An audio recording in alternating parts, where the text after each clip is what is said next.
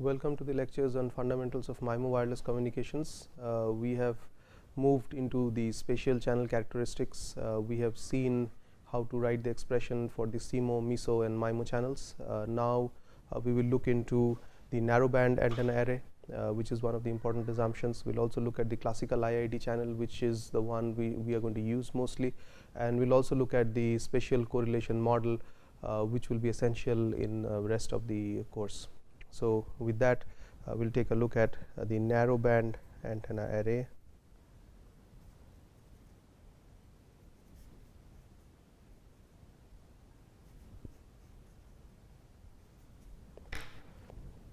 And in this case, let us say that we have one antenna element here and we have another antenna element here. The separation between these two is D, and we have, or rather the diagram should be better if we say the special separation is D in this direction, if this is the proper axis. So, let this be the D separation between them, and so if this is the normal to the direction, let a wavefront arrive and that wavefront be Z of t, and let it make an angle of theta with respect to the antenna array. So, clearly what we can see is that the ray to arrive at the first antenna, it takes a certain amount of time from the time it reaches the first antenna to the time it reaches the second antenna, and let this be denoted by Tz. So, this is the extra amount of time that it takes in propagating. So, this distance can be calculated to be d sine theta. You can do this expression. If this is d, then this would be d of sine of theta as per this particular geometry. So, this is the propagation, this is the distance between the antennas, effective distance with respect to the angle of the wavefront, and we will also assume that z of t is represented by z s tilde t e to the power of j 2 pi f c t. So, if we say that this is z of t, in that case what the narrowband antenna array assumption says that 1 by, or sorry, if this particular signal has a bandwidth of b, let us b be the bandwidth of the signal. In some cases you could also write it as beta of t times e to the power of j 2 pi f c t. So, if this is the b is the bandwidth of the signal, we would say that b is less and less than 1 by Tz. This is the narrowband antenna array assumption. So, if you go by this, b is approximately, you could write it as 1 by Ts is less and less than 1 by Tz. That would mean that Tz or Ts is much greater than Tz. So, what would this mean? This would mean that if I would draw the symbol duration Ts, this is, let this be Ts, that is the symbol duration corresponding to the bandwidth of the signal, is much larger than Tz. So, if this signal arrives at the first antenna, the second symbol or the symbol would arrive at the second antenna as per this dashed representation, and this gap in time is basically Tz, which is due to the propagation of the signal from the first antenna to the second antenna with reference to the angle at which it arrives and the separation distance between the antenna. So, this is somewhat similar, it is not exactly the same, but somewhat similar to the assumption that we have made regarding flat fading. That is, we said that the delays are between the multipaths are very close. So, they are almost, the inter path delay is negligible. So, here what we are saying is that the wave arriving between the first antenna element and the last antenna element, there is hardly any notable delay compared to the symbol duration. So, this is with reference to the symbol duration.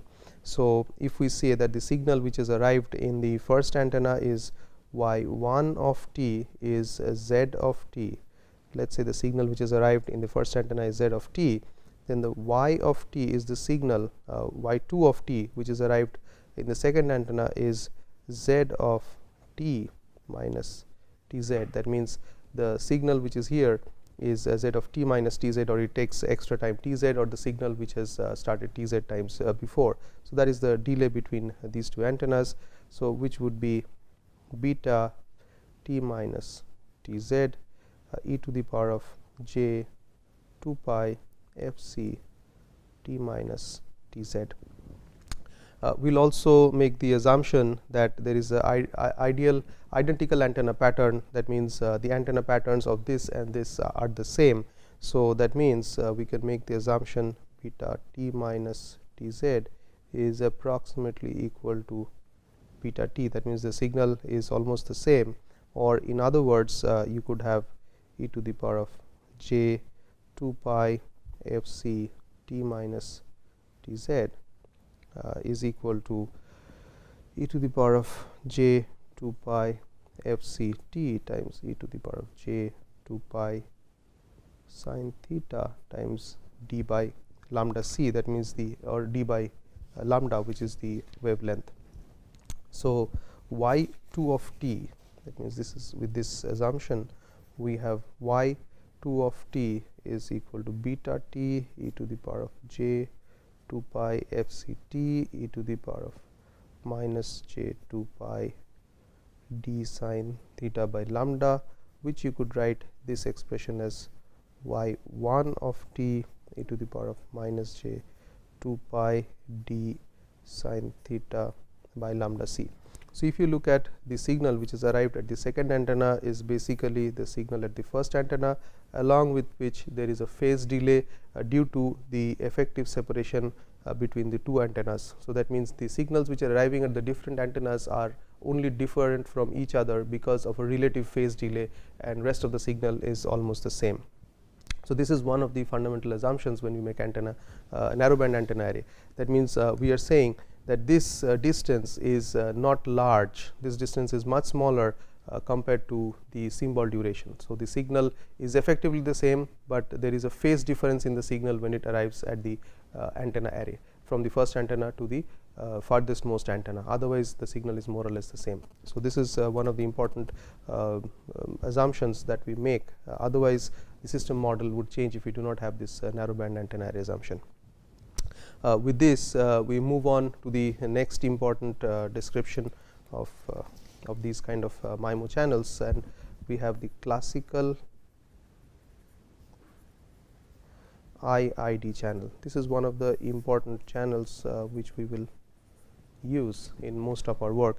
The classical IID channel assumes, the first assumption it makes is that the delay spread is negligible.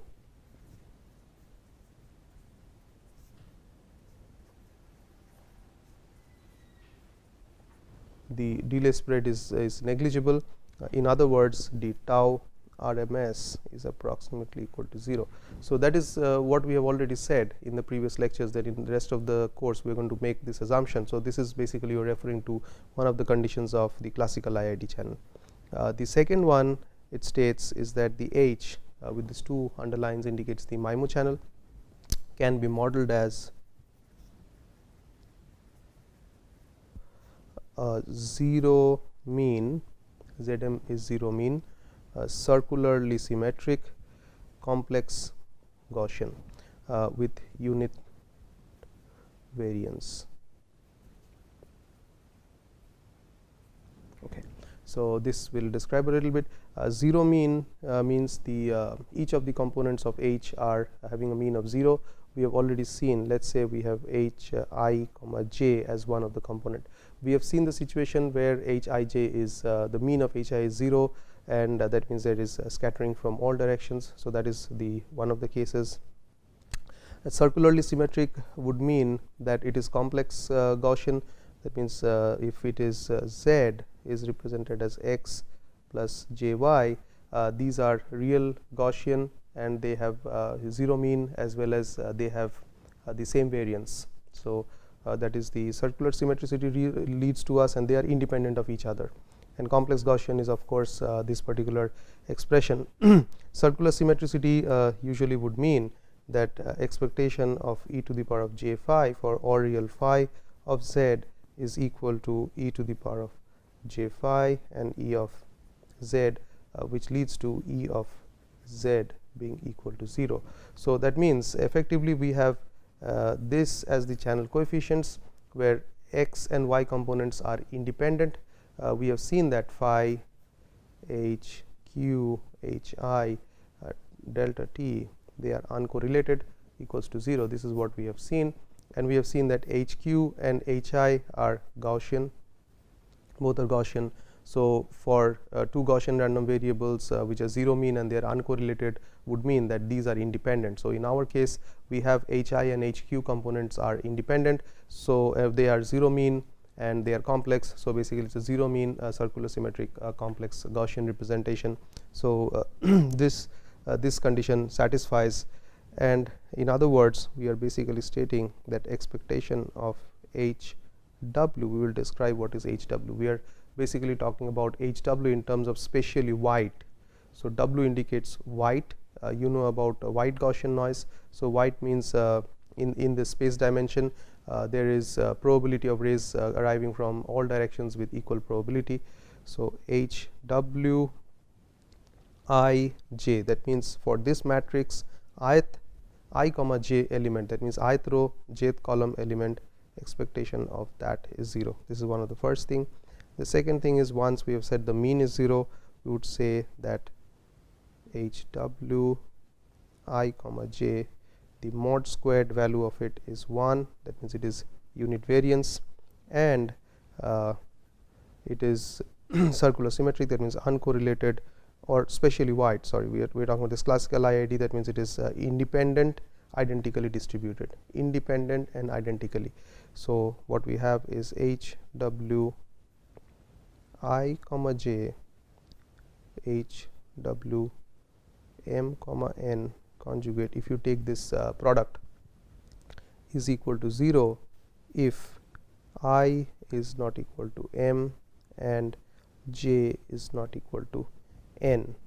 So, that means if I take this matrix and if I take any two elements and we take their product with the conjugate of 1, that means projection of one on the other, and take the expectation, or we are taking the correlation of them, they are uncorrelated with each other, they are being Gaussian, they are being independent. So, basically we are saying they are spatially white, and that is being indicated by the h w that we have over here.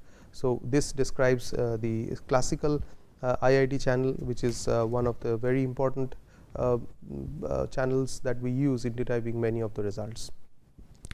So, we have seen two very important characteristics or two very important descriptions of the MIMO channels which we are going to use. Next we are going to look at the spatial fading correlation.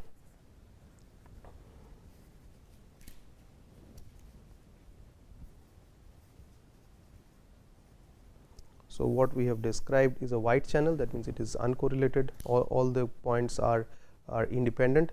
So, now we have to look at the correlation, because we said if antennas are spaced so that this is less than the coherence distance, there would be correlation in the signal, elements of H are correlated.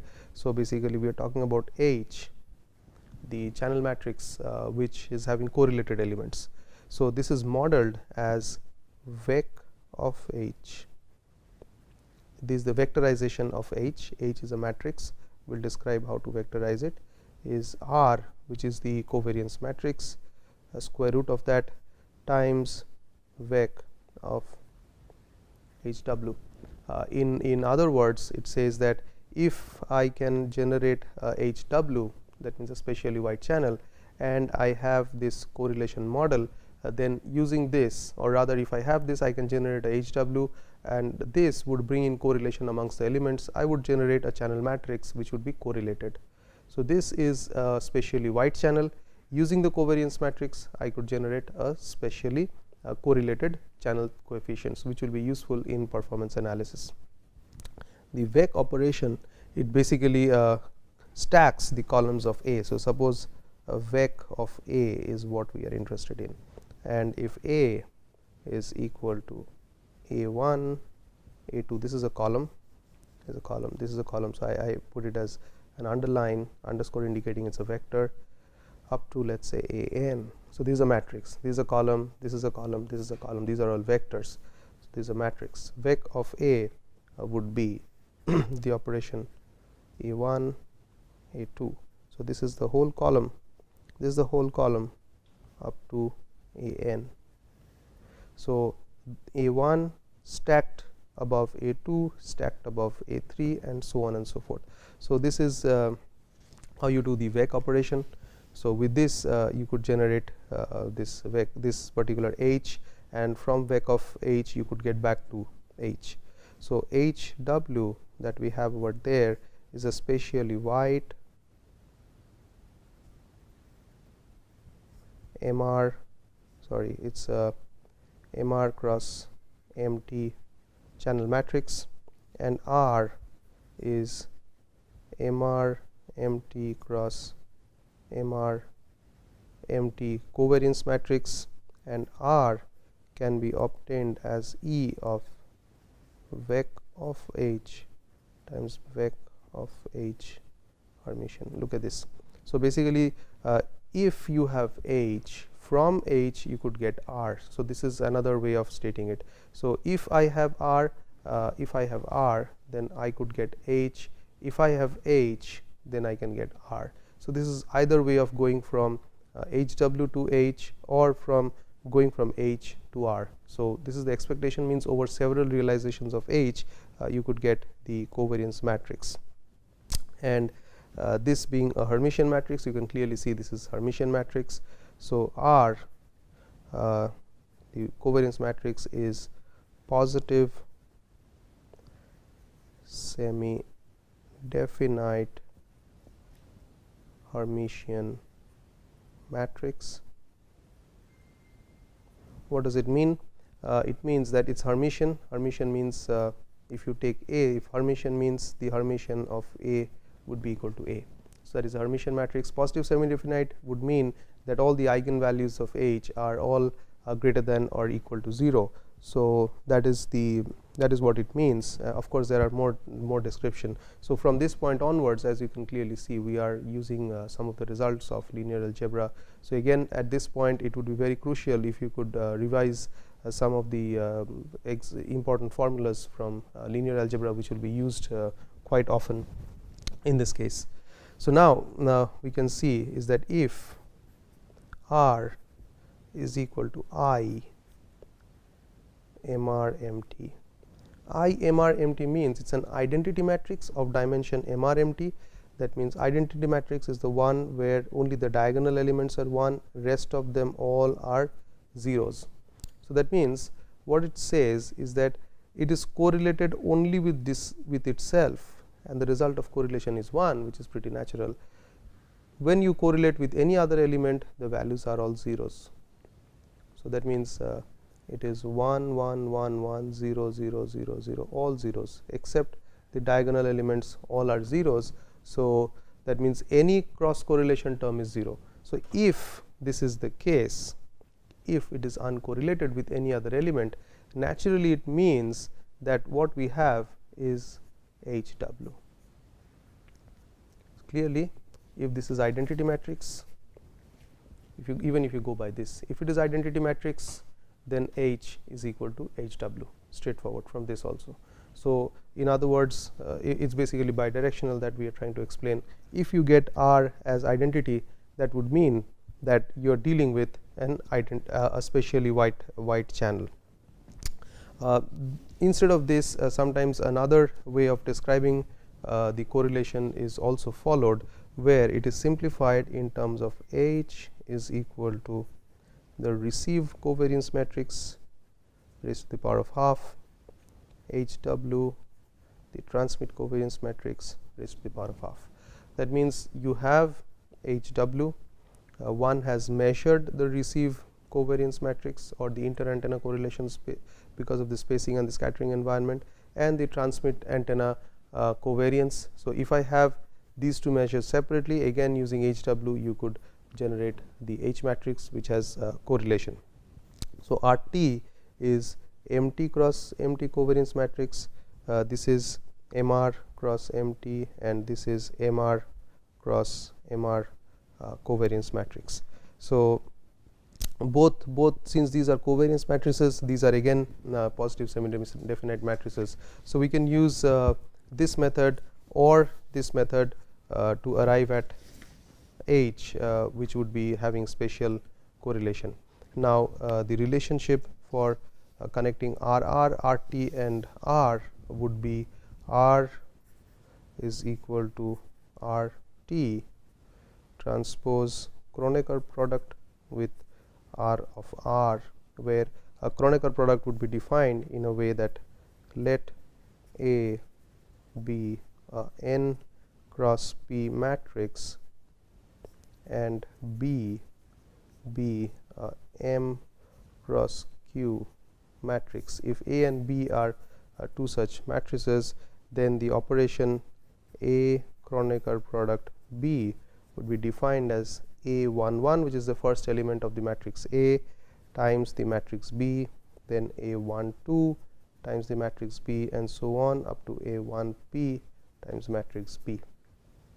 Here it will be A21 times matrix B up to AN1 times matrix B. Matrix B is of the size M cross Q, this is N. So, definitely this whole product is M N. So, you can clearly see M number of elements here, N number of elements here, M N cross. You can guess the next one. This is P, this is M cross Q. So, P and Q would lead Q P. So, this is the dimension of the Kronecker product that we get. So, here what you would get is MT cross MT, MR cross MR. So, basically MTMR cross MTMR is the size of R, which is already described as the one of the R particular matrix. So, this way we could add correlation properties into the channel matrix, which is otherwise spatially white. Now, this H W, the channel that we will be using in our case, is having the property that H W is a full rank matrix with probability 1.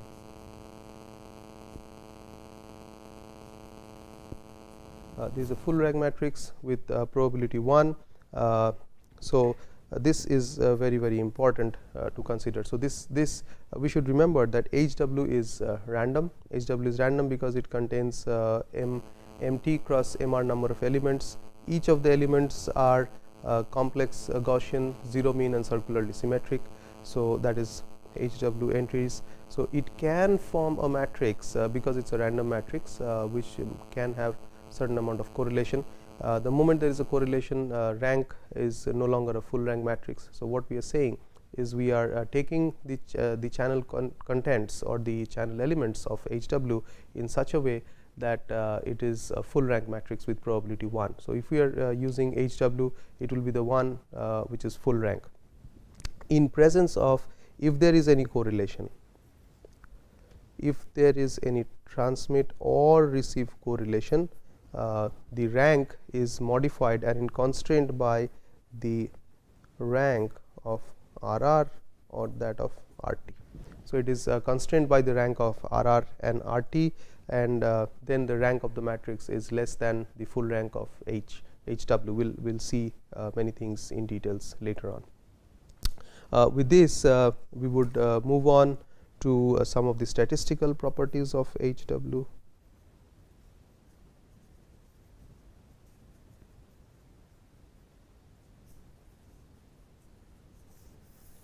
This is somewhat important. So, if we have HW, or sorry, we are talking about the statistical properties of H, that means the channel matrix. So, H is MR cross MT matrix. So, you can break down H into U, D and V Hermitian by means of singular value decomposition. So, if you do a singular value decomposition, you are going to get D as the diagonal matrix, and U and V are such, they are unitary matrices such that U times U Hermitian is equal to V Hermitian times V, which is equal to I of order R, where small r is the rank of H. R is equal to rank of H. This is how the relationship holds. So, if you do singular value decomposition, you are going to get D as the diagonal elements. You would write it as the diag sigma 1, sigma 2 up to sigma r, with sigma I greater than or equal to 0 and sigma I greater than or equal to sigma I plus 1. That means the diagonal elements are arranged in such a way that the first element is greater than the second element and dash dash up to the last element. So, the last element is the lowest singular value, and all of them are greater than or equal to 0. So, they are non-negative. That is one of the outcomes of this particular process. And if you look at HH Hermitian, HH Hermitian, this is MR cross MT, this is MT cross MR, this is MR cross MT size. This size is because of the Hermitian operation MT cross MR. So, naturally this whole product is a MR cross MR. This is a Hermitian matrix and it is positive semi-definite.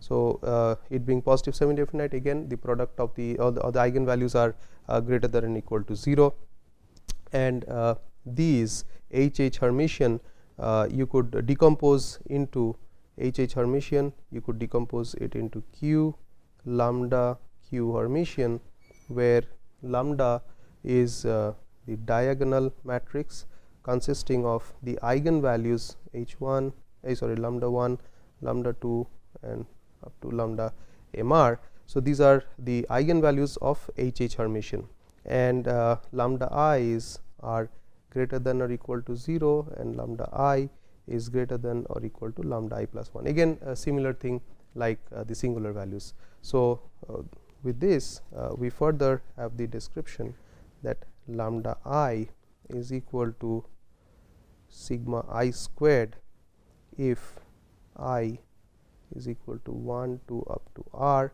and is equal to 0 if I is equal to R, R plus 1 up to MR.